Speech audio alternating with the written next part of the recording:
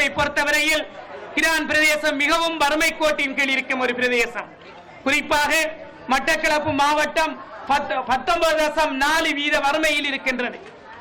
அதிலே 1 தொடக்கம் 8 வரை சுட்டியை காட்டிக் கொண்டிருக்கின்ற வறுமையான பகுதி கிரான் பிரதேசம். இந்த பிரதேசத்தின் அபிவிருத்தி கடந்த காலங்களிலே பெரும்பாலும் புறக்கணிக்கப்பட்டிருக்கின்றது. அமைப்பதற்காக 2 லட்சம் ரூபாய் கொடுத்திருக்கிறேன். அதே போன்று உங்களது பாடசாலையில் போட்டோ காப்பி இயந்திரம் எடுப்பதற்காக 1.5 லட்சம் ரூபாய் கொடுத்திருக்கிறேன். இன்னும் சில உதவிகளை வழங்குவதற்கு தயாராக இருக்கின்றேன்.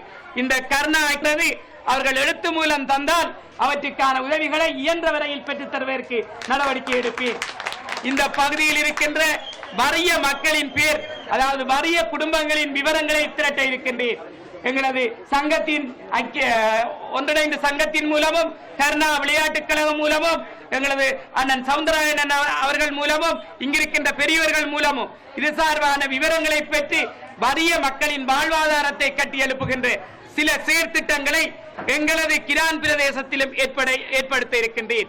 இந்த வகையிலே என்னால் என்ற ஆதரவை இந்த பிரதேச ஒரு சகோதரி தேடி தந்திருக்கின்றார்.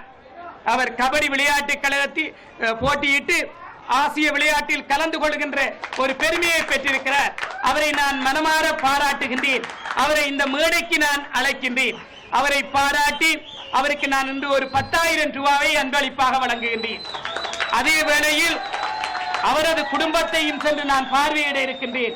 அவரது குடும்பம் வறுமை கோட்டின் கீழ் இருக்குமாக இருந்தால் அவர்களுக்கான சில உதவிகளை பெற்று வழங்குவதற்கும் தயாராக இருக்கின்றேன்.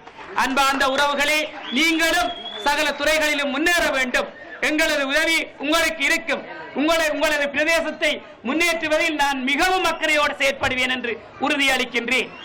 ஆகவே மாவட்ட மக்கள், ஏனைய மாவட்டங்களை விட மட்டக்களப்பு மாவட்ட மக்கள் அபிவிருத்தியில் ஆசை காட்டியவர்கள் அல்ல.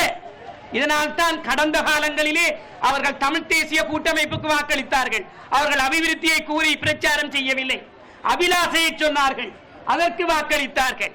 அவ்வாறு நீங்கள் அபிவிருத்தியை முன்னோக்காக கொண்டிருந்தால் உங்களுக்கு தெரியும், எங்களது மாவட்டத்திலே கடந்த காலங்களிலே அரசாங்கத்தோடு இருந்த முன்னாள் முதலமைச்சர், முன்னாள் பிரதி அமைச்சர் போன்றவர்களுக்கு ஆதரவாளர்களுக்கு மக்கள் வாக்களித்திருப்பார்கள். ஆனால் மக்கள் எதிர்பார்ப்பது அபிவிருத்தியை அல்ல, அபிலாசையை. அந்த அபிலாசையை வென்றெடுக்கும் பாதையில் நாங்கள் செல்கின்றோம். எங்களுக்கு என்றும் உறுதுணையாக இருங்கள் என்று கேட்டு உங்களிடமிருந்து விடைபெறுகின்றேன். நன்றி.